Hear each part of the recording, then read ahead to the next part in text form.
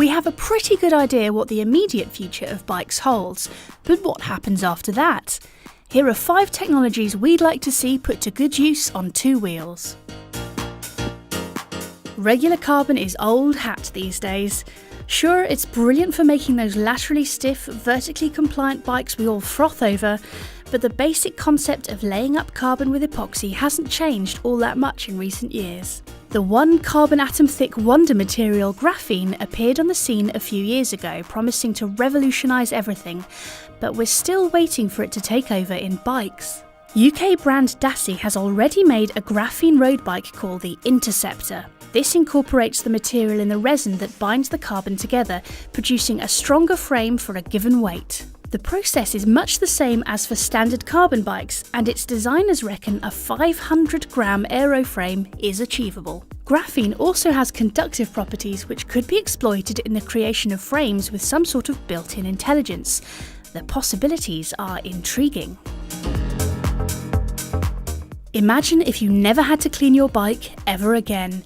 How amazing would that be? Various non-stick and water-repellent coatings have been around for years, so why couldn't we have them on our bikes? Back in 2014, Nissan treated a car with something called Ultra Everdry, and it seemed like mud just wouldn't stick to it. The problem with such coatings is that they need regular application to work, so they're not really a labour saving. A permanent non-stick finish for bikes would be a godsend for winter riding, and what a difference it would make in cyclocross.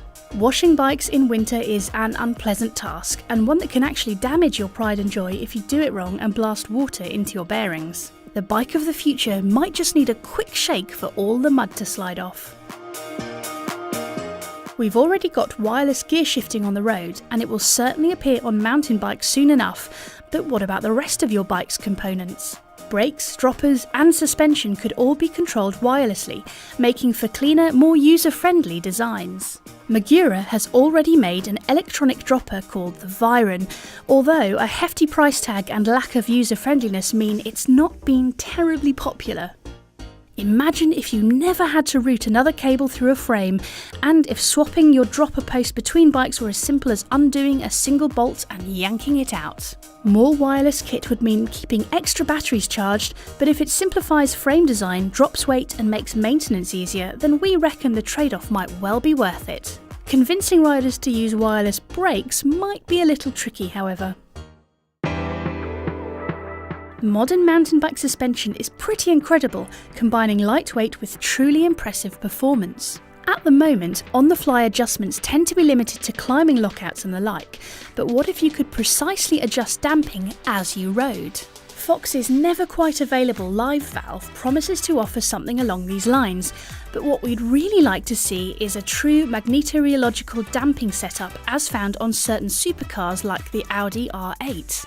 Magnetorheological systems use a damping fluid containing tiny magnetic particles whose behaviour can be controlled by electromagnets. By precise adjustment of a magnetic field, the viscosity of the fluid can be altered. In practice, this means you could radically adjust the feel of your suspension with the flick of a switch, or a computer could manage its behaviour for optimum performance.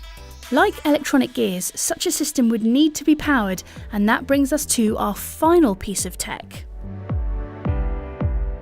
Piezoelectric materials generate a voltage when they are subject to mechanical stress, and this phenomenon can be exploited in some interesting ways.